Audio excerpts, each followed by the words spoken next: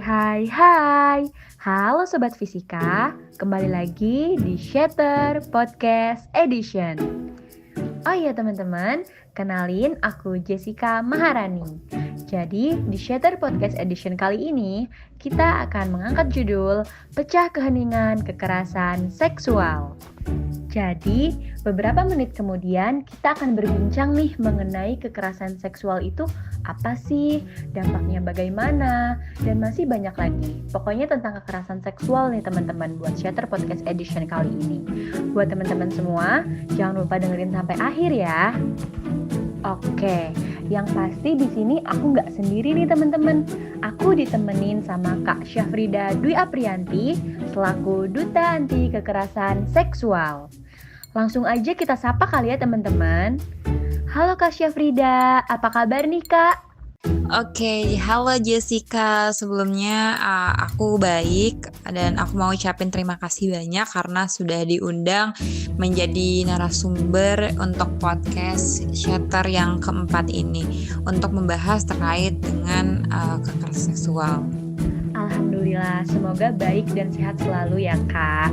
Oh iya, aku juga mau ucapin terima kasih nih buat Kak Syafrida yang sudah berkenan menjadi narasumber di Shatter Podcast Edition kali ini.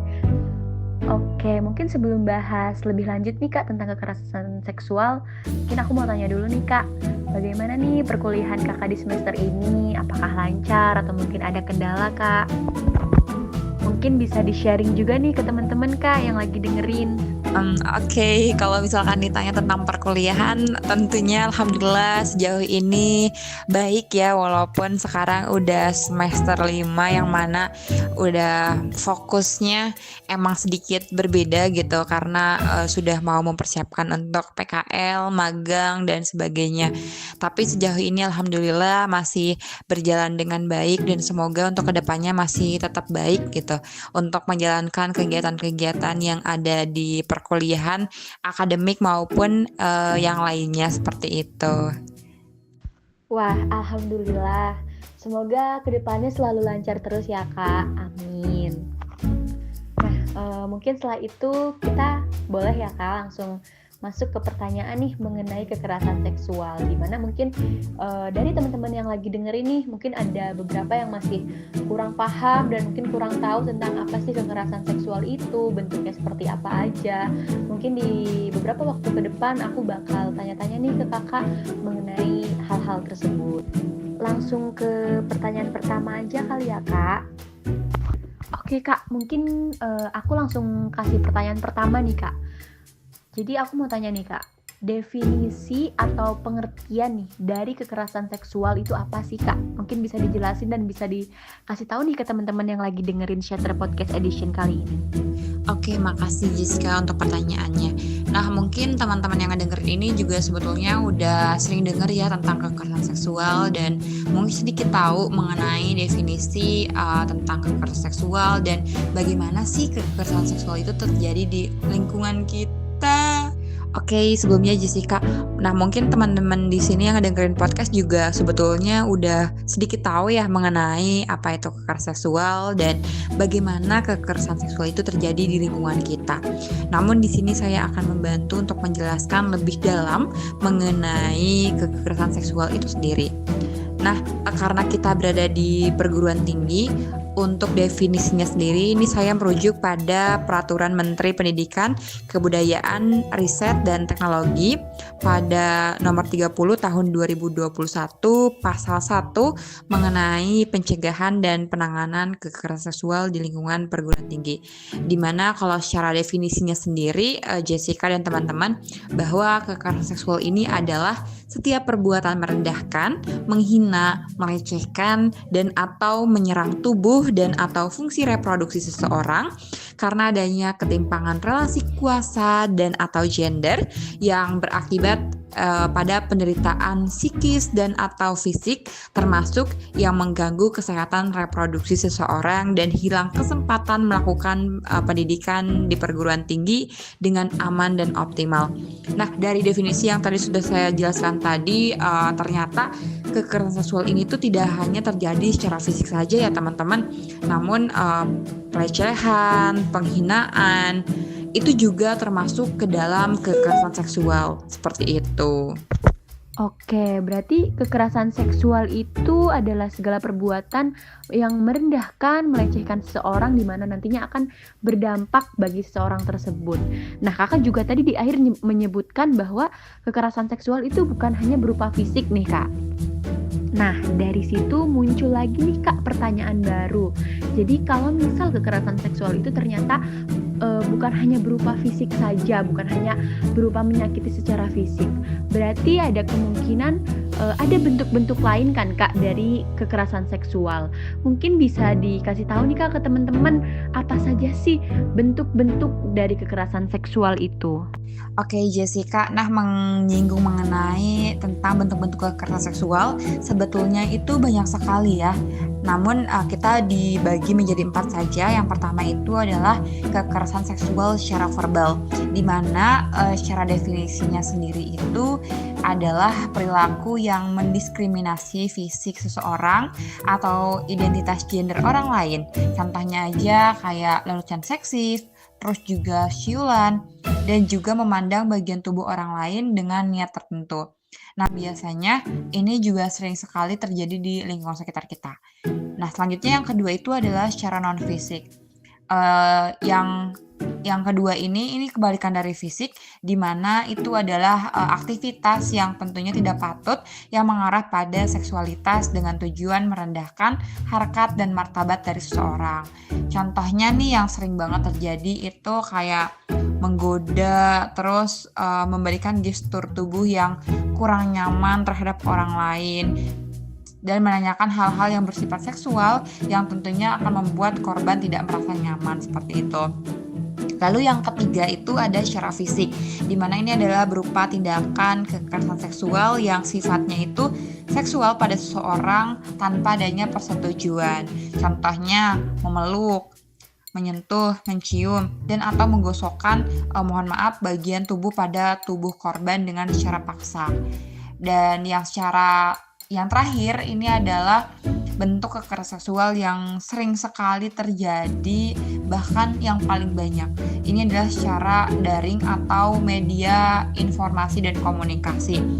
Biasanya ini melalui penggunaan platform daring untuk melakukan tindakan kekerasan seksual. Misalnya mengambil, merekam, dan mengedarkan foto korban yang bernuansa seksual tanpa persetujuan korban, serta komentar-komentar yang tidak pantas. Nah, dari tindakan yang tadi sudah saya sebutkan tadi, itu ada beberapa hal yang biasanya diindikasikan sebagai bentuk kekerasan seksual. Dan yang terakhir, yang melalui media informasi dan komunikasi, ini sebetulnya yang sering sekali orang belum sadari karena mereka menganggap bahwa media sosial itu berupa cara mereka berekspresi, namun terkadang masih banyak salah pandang gitu.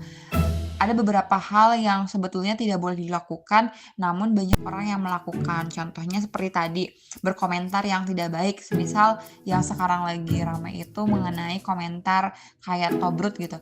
Itu kan hal yang sebetulnya tidak baik ya, namun banyak sekali orang yang menormalisasi hal tersebut dengan alasan yaitu bercandaan dan lain-lain gitu. Padahal itu sudah termasuk ke dalam kekerasan seksual seperti itu. Oke, berarti kekerasan seksual itu dibagi menjadi 4 ya teman-teman, di mana yang pertama itu ada secara verbal, secara fisik, secara non-fisik, dan yang terakhir itu secara daring, di mana yang daring ini tuh yang mungkin sekarang banyak nggak disadari oleh teman-teman nih. Jadi setelah mengetahui bentuk-bentuk dari kekerasan seksual ini, diharapkan nih teman-teman lebih hati-hati lagi. Kalau misal teman-teman merasakan keempat bentuk kekerasan seksual tadi, jangan lupa untuk lapor ya teman-teman. Nah, ngomong-ngomong tentang melaporkan nih Kak. Seperti yang kita ketahui kan zaman sekarang ini nih banyak sekali korban kekerasan seksual yang tidak berani untuk melapor. Dalam kata lain, mereka memendam sendiri apa yang mereka alami. Nah, menurut Kakak nih, dengan kejadian seperti ini, apa sih Kak faktor utamanya, faktor terbesar para korban kekerasan seksual ini enggan untuk melaporkan kekerasan seksual yang mereka alami? Padahal sudah sangat pasti, sudah sangat penting kalau misal kita mengalami kekerasan seksual, kita itu harus melapor. Jadi mungkin bisa kasih tahu nih Kak, kira-kira faktor terbesarnya apa sih Kak sampai seorang korban kekerasan seksual itu enggan untuk melapor? Nah, mungkin bisa dikasih tahu juga nih Kak, kira-kira kalau kita mengalami kekerasan seksual nih, kita harus lapornya kemana? Barangkali masih ada teman-teman nih yang bingung atau mungkin belum tahu sama sekali harus melapor kemana. Oke Jessica, nah kalau misalkan kita ngebahas mengenai masalah ini, kenapa sih banyak orang atau korban yang sulit untuk melaporkan kasus yang dialami itu ke pihak berwajib maupun Satgas?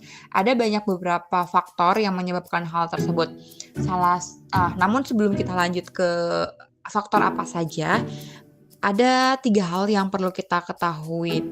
Untuk melaporkan sendiri itu ada 3 cara. Yang pertama, korban langsung yang melaporkan ke Satgas atau pihak berwajib.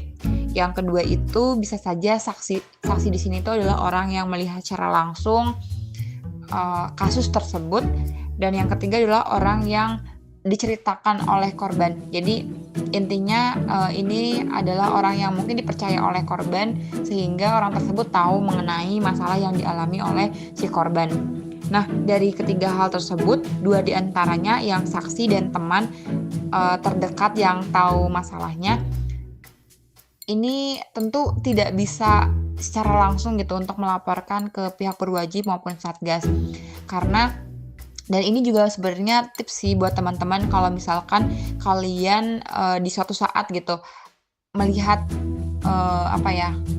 kejadian yang kurang mengenakan gitu, ada pelecehan terhadap seseorang ataupun kalian sebagai orang yang dipercaya seseorang gitu untuk bisa mendengarkan masalah yang terjadi, langkah yang dapat kalian lakukan adalah tidak langsung untuk melaporkan ke Satgas. Karena yang paling penting itu kita harus melihat kondisi terlebih dahulu dari si korban. Apakah kondisi dari korban itu sudah stabil, sudah lebih baik, dan yang paling kita utamakan adalah kemauan dari si korban. Jadi ketika korban sudah mengiyakan, oke, saya siap untuk melaporkan ke Satgas, baru kita bisa membantu untuk melakukan pelaporan. Nah, namun ketika dari korban masih belum siap, dari segi emosional mereka masih plan, pokoknya kalau misalkan satu hari ini gitu, mereka kayaknya aku mau lapor deh, tapi beberapa jam kemudian atau besoknya dia tiba-tiba ragu. Nah, berarti kondisi dari korban itu masih belum stabil. Makanya cara yang dapat kita lakukan adalah kita dapat mungkin bisa memberikan arahan juga motivasi kepada korban sehingga korban siap ketika masalah ini akan dilanjut ke pelaporan seperti itu. Nah, kemudian tadi ke masalah utama gitu, kenapa sih banyak kasus kekerasan seksual itu tidak dilaporkan? Nah, salah satunya tadi ya gitu. Terus yang selanjutnya kalau misalkan kita konteksnya ke korban gitu, mungkin saja alasannya itu karena adanya stigma masyarakat.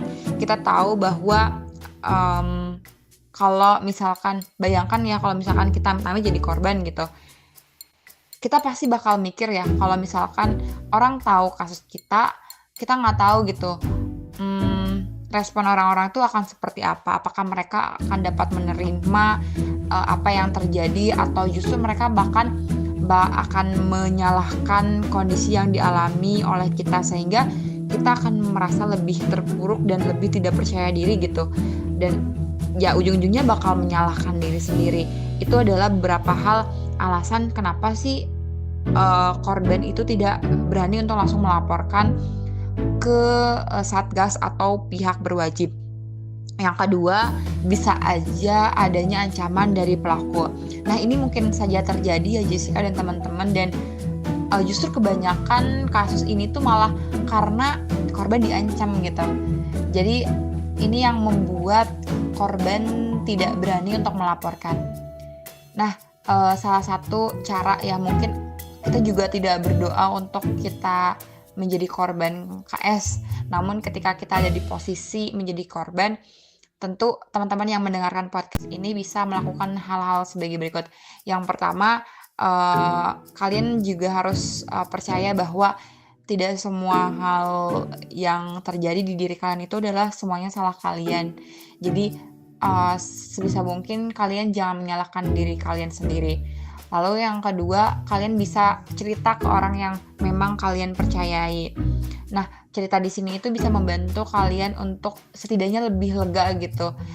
Namun, bisa cerita ke orang yang betul-betul kalian percayai, seperti itu. Nah, selanjutnya ketika kalian menjadi korban, tentunya bukti-bukti itu sangat penting ya untuk pelaporan. Kalau misalkan kondisi kalian sudah membaik, sudah lebih stabil, kalian bisa mengumpulkan bukti-bukti yang nantinya akan memperkuat ketika kalian melakukan pelaporan.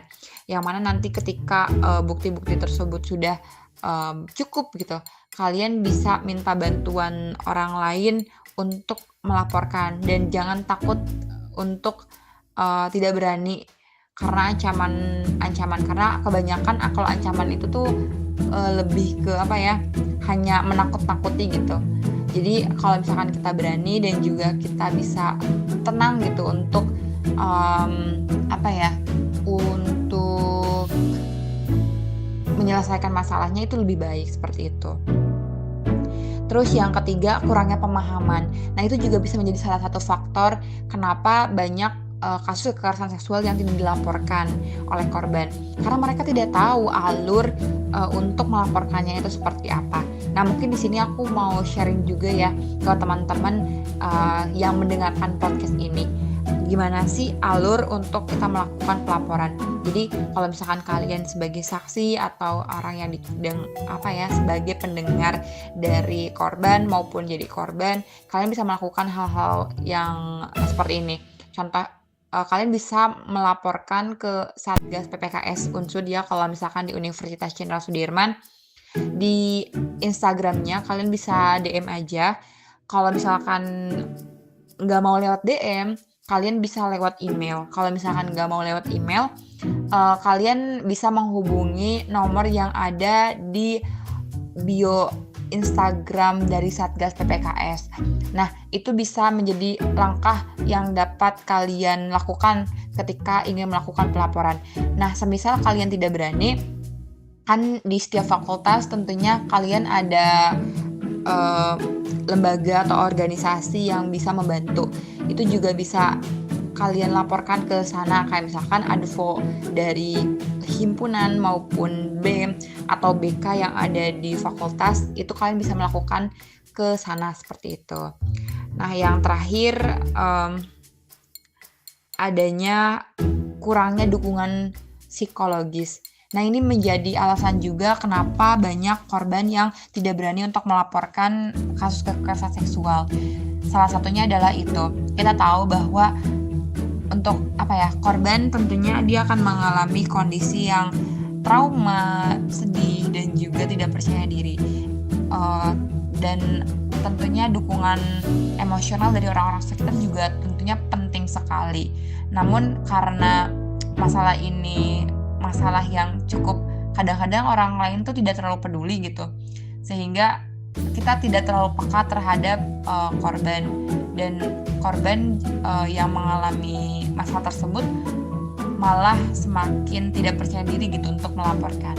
Itu sih Jess, ada 4 hal yang menjadi alasan kenapa korban itu tidak melaporkan atau banyak kasus kekerasan seksual itu yang tidak dilaporkan ke pihak berwajib maupun ke Satgas seperti itu. Oke, terima kasih banyak Kak Syaf. Nah, buat teman-teman di sini udah dengarkan penjelasan dari Kak Syaf tadi. Jadi, kalau teman-teman di sini menjadi korban kekerasan seksual atau mungkin ada yang melihat bentuk-bentuk kekerasan seksual, jangan takut untuk melapor.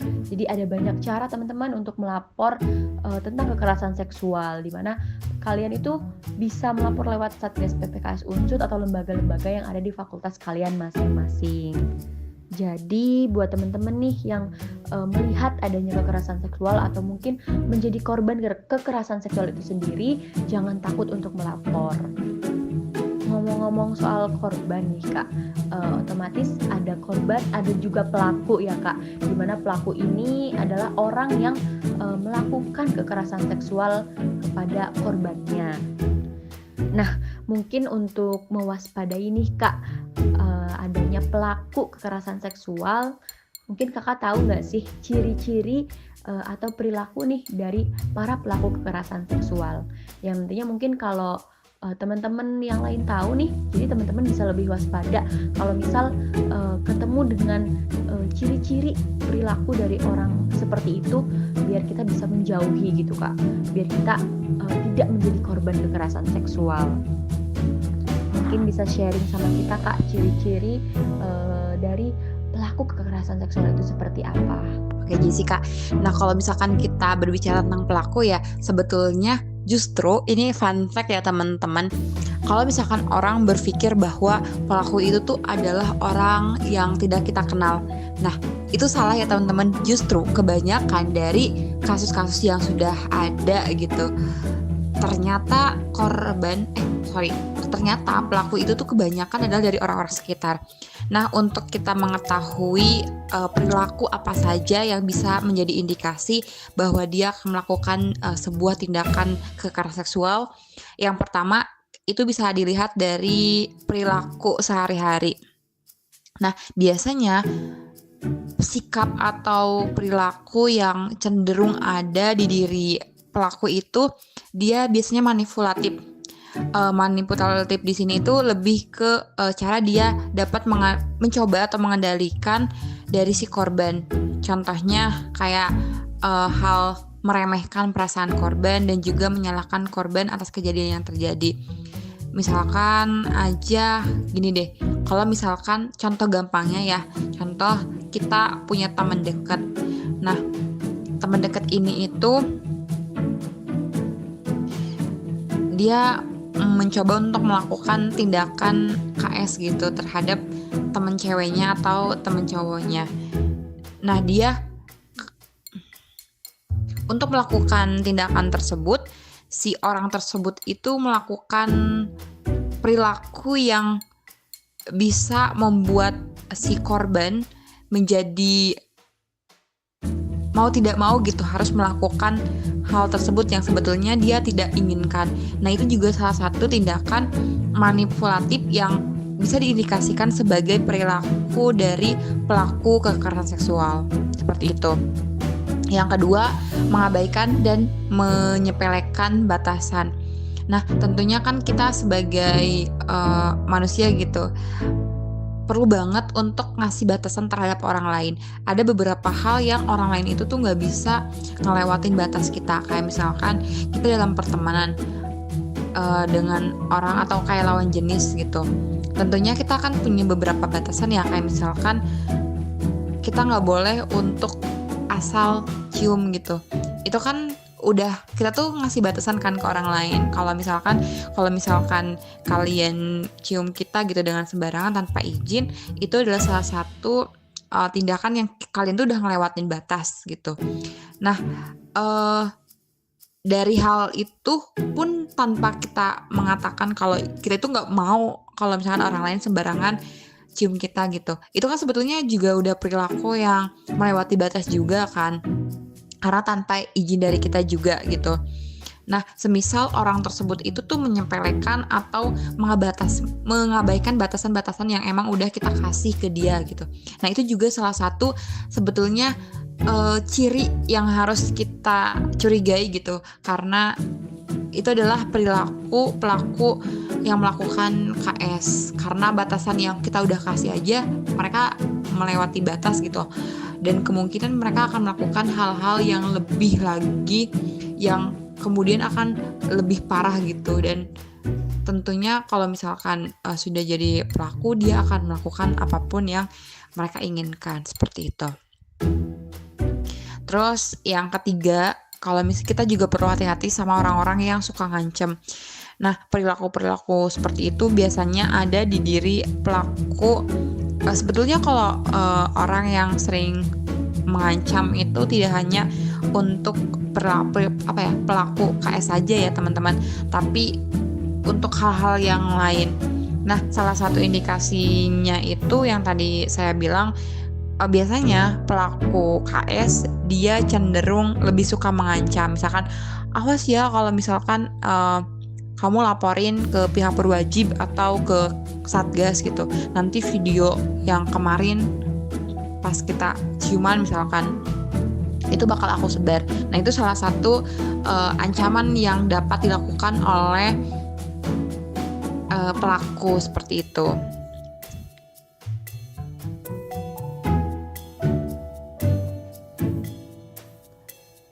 Wah, ternyata banyak juga ya Kak Syaf ciri-ciri perilaku dari para pelaku kekerasan seksual nih. Nah, buat teman-teman yang udah denger penjelasan dari Kak Syafrida tadi, mungkin bisa lebih hati-hati dan waspada ya jika menemukan beberapa ciri-ciri tadi nih pada perilaku seseorang. Dan jangan lupa fun fact-nya juga tadi, ternyata para pelaku kekerasan seksual itu bukan hanya orang-orang yang tidak kita kenal, bahkan mungkin lebih banyak dari orang-orang yang sudah kita kenal. Hati-hati juga nih buat teman-teman yang mendapatkan ancaman dan sejenisnya. Jadi teman-teman gak boleh takut ya teman-teman.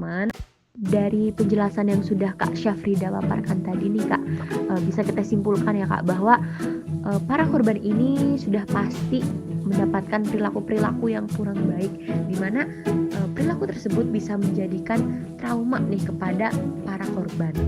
Menurut Kakak nih ya Kak, apakah trauma tersebut akan berjangka panjang nih pada si korban kekerasan seksual?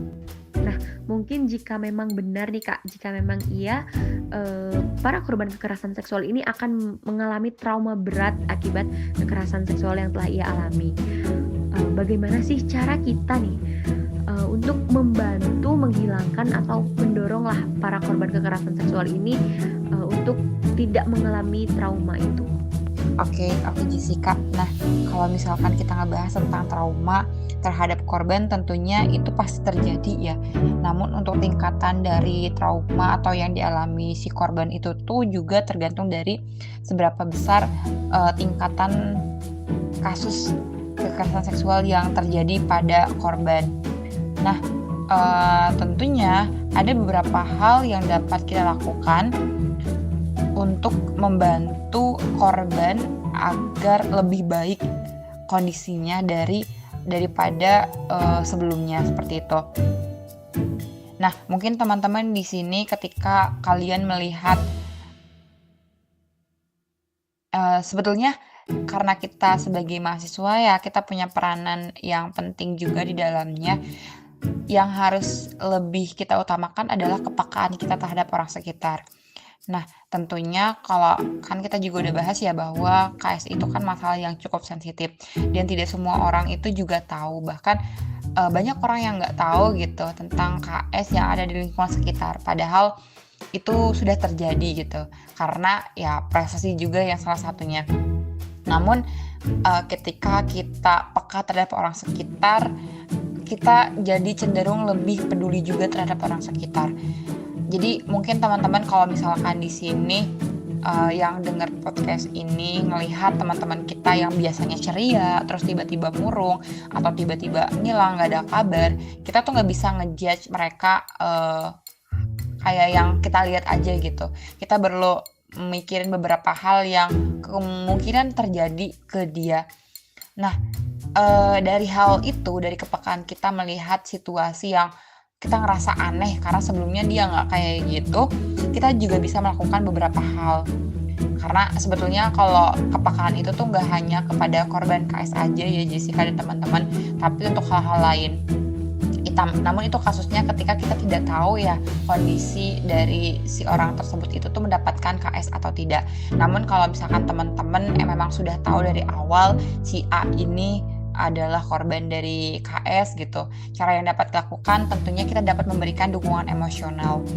Nah, dukungan emosional ini itu kita bisa misalkan kayak sekedar untuk menyemangati korban, terus juga bisa memberikan kata-kata yang memang bisa membuat korban lebih percaya diri. Dan yang paling penting adalah kita nggak boleh untuk membuat korban merasa lebih parah gitu daripada kondisi sebelumnya. Kayak misalkan kayak udahlah gak usah banyak dipikirin gitu, kita bisa lapor aja, masalah ini udah selesai. Nggak bisa kayak gitu ya teman-teman. Kadang kita nggak tahu kondisi dari korban itu seperti apa, jadi memang sedikit rumit karena kita harus pelan-pelan gitu melihat kondisi dan perkembangan dari korban seperti apa. Yang kita lakukan adalah hanya mendengarkan dari korban. Kalau misalkan korban ingin bercerita, kita bisa terbuka ke mereka sehingga mereka bisa berani untuk menceritakan apa yang mereka rasakan. Nah, dari hal-hal itu mendengarkan, terus juga memberikan semangat, motivasi, itu adalah salah satu bentuk cara kita untuk mendorong korban agar bisa berani untuk speak up dan juga melaporkan kasus tersebut ke pihak yang lebih lanjut. Seperti itu, Jessica. Oke, baik. Berarti kita harus lebih peka lagi ya Kak Syaf, lebih peduli lagi, lebih membuka mata lagi juga. Dimana kalau kita bertemu atau punya temen yang merupakan korban kekerasan seksual, kita harus bantu dia, dorong dia, kasih semangat ke dia agar dia tidak terpuruk dalam traumanya. Nah, mungkin itu aja sih Kak pertanyaan untuk Shatter Podcast Edition kali ini. Sebelum itu, aku mau ini deh Kak, minta closing statement dari Kakak nih. Mungkin motivasi atau kata-kata lah buat teman-teman yang lagi dengerin podcast kali ini nih Kak. Mungkin boleh dikasih ya Kak. Oke, Jessica, mungkin sebelumnya aku juga mau ucapin makasih banyak buat kalian yang udah mau ngedengerin podcast kali ini. Semoga informasi atau wawasan yang tadi sudah dijelaskan bisa dimengerti dan nanti kalian ketika dihadapkan dengan kondisi tersebut bisa langsung mempraktekkan. Dan kita juga tahu ya bahwasannya kekerasan seksual ini adalah masalah yang serius. Dan kita sebagai mahasiswa itu punya peran yang sangat penting di dalamnya. Melalui edukasi, seperti melaksanakan podcast yang diadakan oleh Himpunan Mahasiswa Fisika, lalu kepekaan terhadap orang-orang sekitar, lebih peduli lagi terhadap orang-orang sekitar, empati, simpati, saling dukung satu sama lain, itu adalah salah satu cara yang dapat kita lakukan untuk menciptakan lingkungan yang lebih aman khususnya di lingkungan kampus. Dan bagi teman-teman yang menjadi korban kekerasan seksual, kalian jangan pernah takut dan juga jangan pernah ngerasa sendiri karena masih banyak orang-orang yang peduli terhadap masalah tersebut. Dan yang dapat kalian lakukan untuk langkah pertama, kalian harus tenangin diri kalian dulu. Dan juga tadi sudah dijelaskan terkait dengan alur pelaporan yang dimana kalian bisa melaporkan secara langsung di Instagramnya Satgas PPKS Unsud, lalu juga di emailnya @satgasppks.email.com, dan juga ada nomor telepon yang dapat kalian hubungi ketika kalian mengalami kekerasan seksual. Dan untuk selain itu juga kalian bisa mengumpulkan bukti-bukti untuk memperkuat pelaporan. Seperti itu. Mungkin itu aja kali ya Jess yang aku bisa sampein. Dan kalau misalkan teman-teman yang ngedengerin podcast ini mau nanya-nanya lebih lanjut, bisa banget untuk kasih nomor aku. Terus mungkin itu aja kayaknya deh. Makasih banyak. Oke, terima kasih banyak juga ya Kak Syafrida yang sudah luangin waktunya nih buat ngobrol-ngobrol, bincang-bincang mengenai kekerasan seksual bareng kita semua di Shatter Podcast Edition kali ini. Mungkin Shatter Podcast Edition kali ini itu aja. Aku sekali lagi ucapin terima kasih banyak ya buat Kak Syafrida dan buat teman-teman semua yang udah dengerin Shatter Podcast Edition kali ini. Oke Jess, makasih banyak juga. Udah malam, makasih ya Jessica. Oke, mungkin itu saja untuk Shatter Podcast Edition kali ini. Buat teman-teman semua, stay tune terus ya buat dengerin Shatter Podcast Edition berikutnya. I think enough for me and thank you. Please apologize my mistakes and see you. Have a nice day.